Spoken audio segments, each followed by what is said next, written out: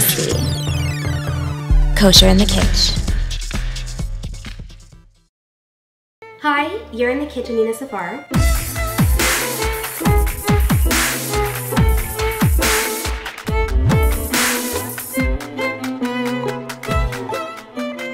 Go to kosherinthekitch.com for great, easy, fast-tasting dishes. Hi, you're in the Kitch with Nina Safar. I'm here to show you how to whip up a tasty, gluten-free meal for Passover. Passover is the Jewish holiday of no bread. It's pretty much a carb lover's nightmare. I like my carbs, but trust me, with these recipes, you won't go hungry.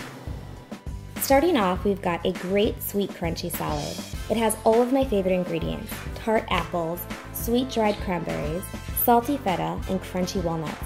Served over a bed of lettuce with a sweet balsamic dressing, this could be the start of a meal or the meal itself. If you're still hungry, we have quinoa meatless meatballs served over spaghetti squash with a thick and chunky sauce. This dish is both gluten-free and vegan, and it tastes amazing. Now, I cannot have a meal without dessert, so here we have Cheesecake Brownie. It's gluten-free, no wheat flour. My mom's got the best brownies on the block. I took a family favorite and made it even more decadent by adding a layer of rich, creamy cheesecake to it.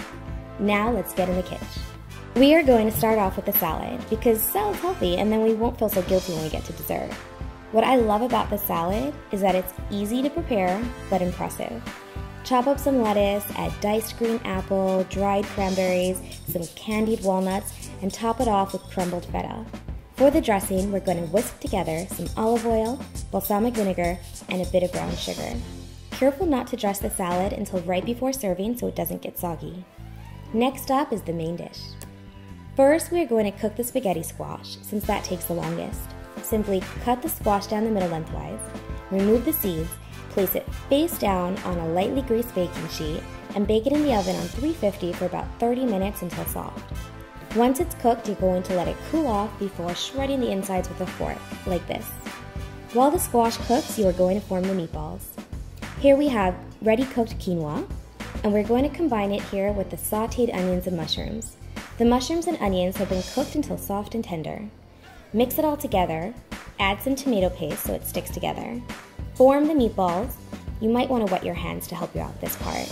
Then place them on a lightly greased baking sheet.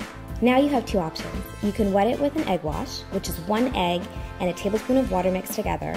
Or if you want to keep it strictly vegan, you can spray some olive oil on it instead. Then place them in the oven on 400 for about 20 to 25 minutes until firm.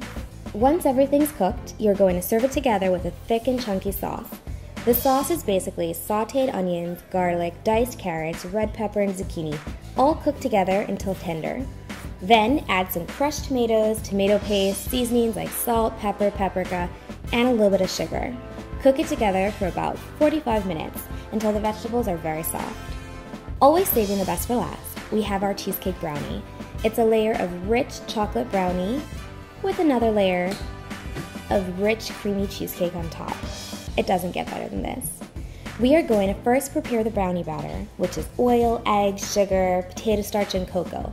Mix it all together, then pour it in your baking pan. Next up, the cheesecake batter. Mix it all together. We've got cream cheese, sugar, eggs, sour cream, and vanilla extract. Once that's mixed together, pour it on top of the brownie batter, and then bake it in the oven on 350 for about an hour. The top of the layer of the cheesecake brownie might be a little jiggly, but that's okay because it continues to set once it's out of the oven. You can also bake these as cupcakes. Simply layer a scoop of brownie in your cupcake holder, then add a scoop of cheesecake batter and bake it. Thanks for joining me in the Kitch. Today we whipped up quinoa meatballs served over spaghetti squash with a thick, chunky sauce, this sweet tart apple salad, and this fabulous decadent cheesecake brownie for dessert. For more great tasting recipes, go to kosherinthekitch.com.